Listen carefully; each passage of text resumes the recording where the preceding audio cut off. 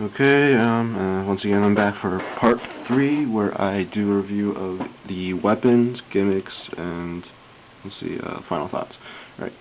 So for weapons, he actually has a decent amount. It's not a whole lot, but you know, it's big and it's more weapons than most other Gundams, I think. So here's the Zaku machine gun first. It's pretty nice, and it has a little hole on both sides of the handle. And I forgot to mention in the review that, like most master grades nowadays, there's a little peg. Just making sure you know. So, there you go. And then, this little handle can go side to side on a hinge. This thing, the scope can go side to side, so it can be on the left or right side. And then the ammo pack can just come off, and then if I can just do this on camera, this is hard. Hold on. There you go. You can remove the cap of the ammo clip to reveal little bullets. That's pretty cool. So yeah, very realistic ammo clip. I don't know why they did it, but I'm happy they did. Let's put that back in. Also, the ammo clip has a little peg where it plugs into the machine gun. So, and also it can plug into the rear armor right there. Just like that. Let's see if I can do it. There you go. Okay, so then next is the Zaku bazooka. Now a whole going on here, just moving handle, moving scope, and the scope has this little cover thing, so you can, I guess, cover it up, and then you can just, let's see if I can get it out again.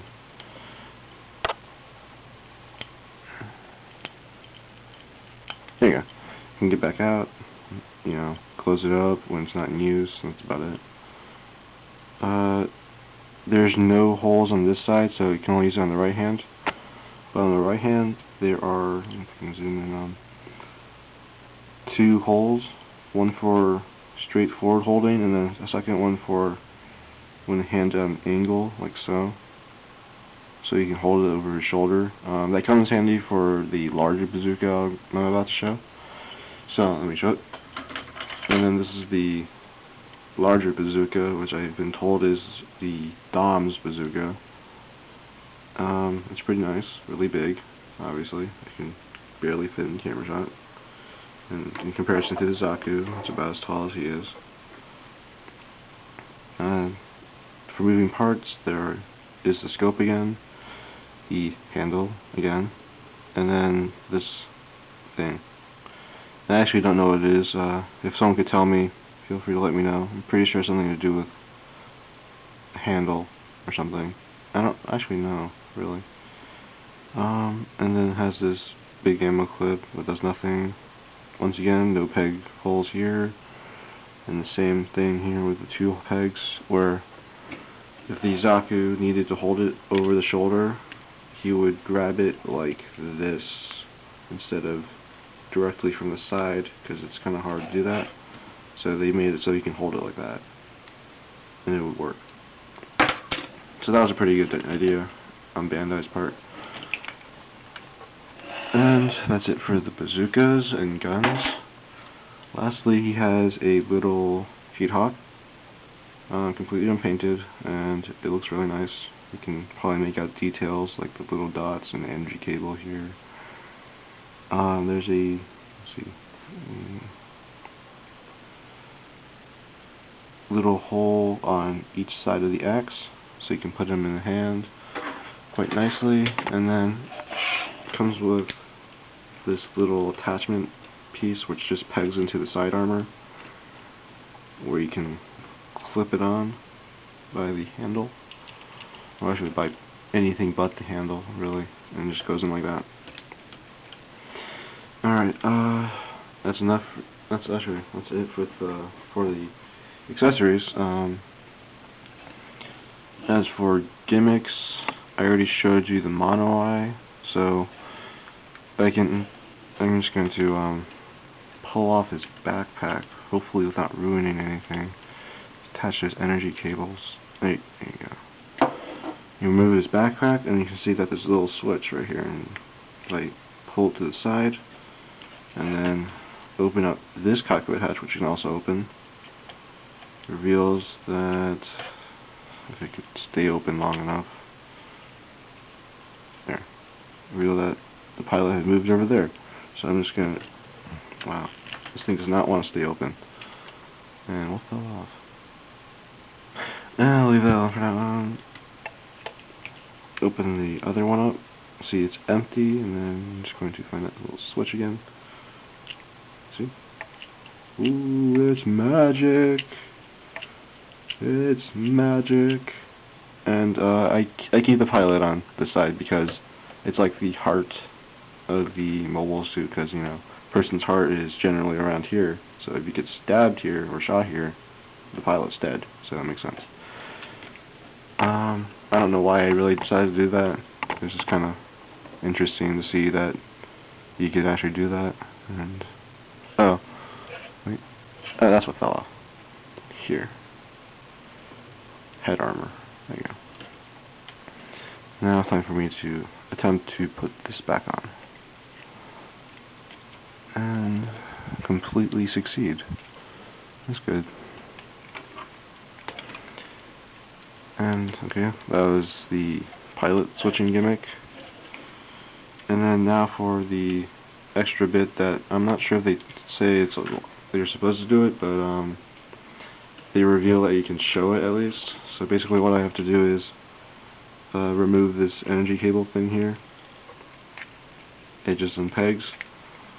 And this thing's on a spring, as you can see, just like the Nanju I reviewed earlier. And all of these are on the pipe system that I mentioned in part 1. Anyways, all you need to do is remove this large panel, and then this other large panel, which has this gray bit, and then just reattach the energy cable, like so. Do the same on the other side.